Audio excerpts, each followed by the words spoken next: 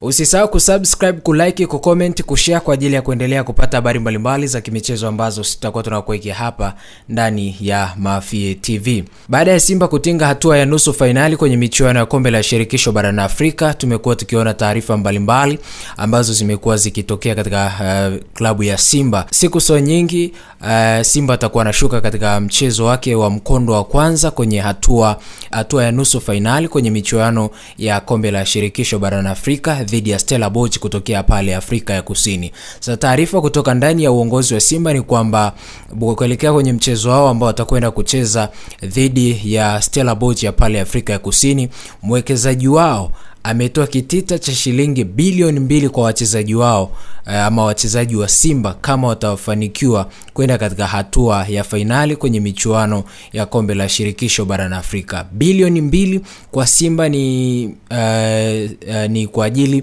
ya kuleta taji la kombe la shirikisho barani Afrika, lakini kama watafika hatua ya finali kwenye michuano ya kombe la shirikisho barani Afrika, basi watapata kitita cha shilingi bilioni 1 baada kama watamtoa Stellenbosch. Bilioni 1 wachezaji wa Simba watakwenda kupata katika michuano, katika hatua hii ya nusu finali. Ni tofauti na mchezo wa robo finali ambapo walipata milioni 500, baadaye Mohamed Dewji aliziongeza wakapata milioni 700 ambazo zilitolewa, yani ikawa ni milioni 700 kwa ujumla. Aliongeza baada ya wachezaji kufika hatua ya nusu finali kwenye michuano ya kombe la shirikisho barani Afrika. Huu ni muendelezo wa bonus ambazo zimekuwa zikitolewa na Mohamed Dewji tangu ameingia ndani ya kikosi cha Simba Sport Club, na amekuwa akifanya hivyo kwa ajili ya kuleta hamasa na motisha ndani ya kikosi cha Simba kwa ajili ya kuendelea kufanya vizuri zaidi kwenye michuano mikubwa barani Afrika. Na siku chache tumeona akiwa anaanikiza watu kwamba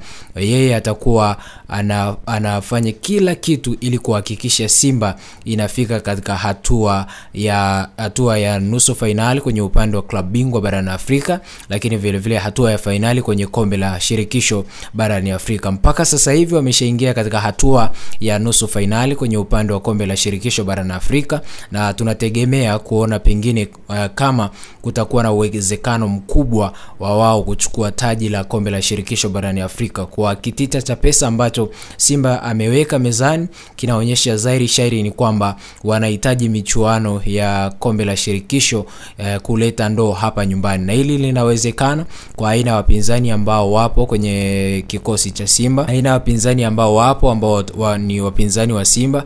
Ukiangalia Stellenbosch, maana yake anayepewa nafasi kubwa ya kwenda kushinda ni Simba Sport Club kutokana na aina ya ubora na quality ambayo amekuwa nayo, lakini vile vile ukiangalia kwa upande wa wapinzani ambao pengine atakutana nao final, Constantine dhidi ya kikosi cha RC Berkane, amekuwa na muendelezo mzuri. Berkane amekuwa ni mzuri zaidi kwenye hii michuano kombe la shirikisho.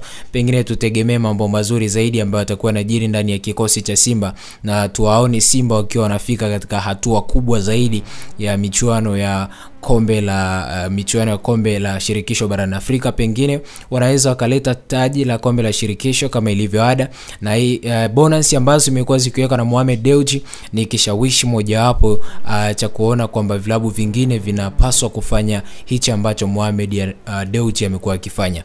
Shauku yake kubwa ni kuiona Simba ikiwa inatoa taji la kombe la shirikisho barani Afrika au CAF Champions League. Kama Simba watatoa kombe la shirikisho barani Afrika, itakuwa ni historia ambayo wameweka.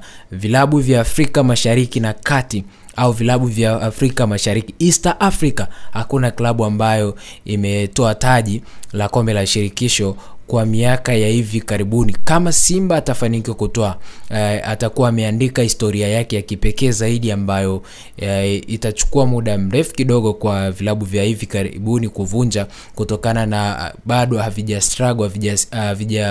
vina struggle kwenye upande wa financial na havijasimama stable kama Simba ambavyo amesimama sasa hivi, ambaye ni mpinzani mkubwa wa Simba ambaye ni Young Africans. Tumemwona akiwa anafanya vizuri, amekuwa na muendelezo mzuri na amekuwa na performance nzuri, naye amesimama. Pengine ni mpinzani ambaye kwa siku za hivi karibuni tumemwona akiwa na challenge kubwa, tofauti na Gor Mahia ambao tumekuwa tukiwaona. Gor Mahia wamekuwa na challenge ambazo bado hawajasimama kwenye uchumi vizuri kama ilivyokuwa mwanzo. Kwa misimu ya nyuma tulikuwa tunawaona akiwa wanafanya vizuri mpaka wanacheza na Everton, lakini ni michuano mingine tofauti kwa sababu ilikuwa ni michezo ya kirafiki. Lakini Gor Mahia walikuwa ni moja ya timu ambayo ni bora zaidi katika upande wa Afrika Mashariki. Lakini Leopards siku hizi tumewaona tena hawajasimama stable, bado wanajitafuta zaidi. Lakini ukienda Uganda kina Vipers bado hatujawaona kwenye ubora ule ambao watu walikuwa wanawahitaji kuwaona katika misimu kadhaa. Kina KCCA, lakini ukienda pale Burundi kina Vitalo, ukienda Rwanda kina APR hatujawaona kwenye ubora ambao upo. Kwa hiyo unaangalia Afrika Mashariki unaiona kabisa kwamba Simba kwa sasa hivi ni bora, ni moja klabu ambayo kila sehemu utakapoenda, kila nyanja utakagusa utakuta wako bora, kuanzia golini, kuanzia kwenye eneo la kiungo, njoo kwenye eneo la ushambuliaji, njoo kwenye ushambuliaji viungo, washambuliaji wa pembeni, kushoto na kulia, wana watu bora. Ambaye anamfuatia kwa quality ambayo anayo kwa sasa hivi kwa South Africa ni Young Africans. Kwa hiyo kuna muda unasema Simba ana deserve kufika katika hatua ya robo final, na hichi ambacho kinafanywa na Mohamed Dewji kinafanywa kwa sababu ya maendeleo na mapenzi ya football. Tunatamani kuyaona football ikiwa inafika mbali, hususan football ya Tanzania, lakini vile vile football ya East Africa tunatamani kuona tukiwa tunafanya kama ambavyo wenzetu wameendelea katika upande wa ukanda wa kaskazini, ambapo tunawazungumzia Al Masry, tunawazungumzia Zamalek, tunawazungumzia Bekane, tunazungumzia Raja Casablanca, tunazungumzia UCM Alger, tunazungumzia kina Constantine, tunawazungumzia kina Esperance Tunis. Wale ni wa ukanda wa kaskazini. Tunawazungumzia wale kwa sababu gani? Tayari wameshaendelea kwa football na ukanda wao. Na hapa East Africa vile vile tunahitajika kuwa na timu kama hizo katika tukizungumzia Gor Mahia tunajua wamefika mbali. Tunawazungumzia tukiwazungumzia Leopards tuwaone wamefika mbali. Tukiwa tunazungumzia Simba wamefika mbali. Tukiwa tunazungumzia Yanga tuwaone mbali. Tukiwa tunazungumzia Vitalo tunawaona mbali. Tukiwa tunazungumzia Esperance tukiwa tunawazungumzia APR tuwaone mbali. Lakini vile vile tukiwa tunawazungumzia Vipers tunakuwa tunaona mbali na kina KCCA. Bwana, usisahau kusubscribe, kulike, kucomment, kushare kwa ajili ya kuendelea kupata habari mbalimbali za kimichezo ambazo sisi tutakuwa tunakuwekea hapa ndani ya Mafie TV.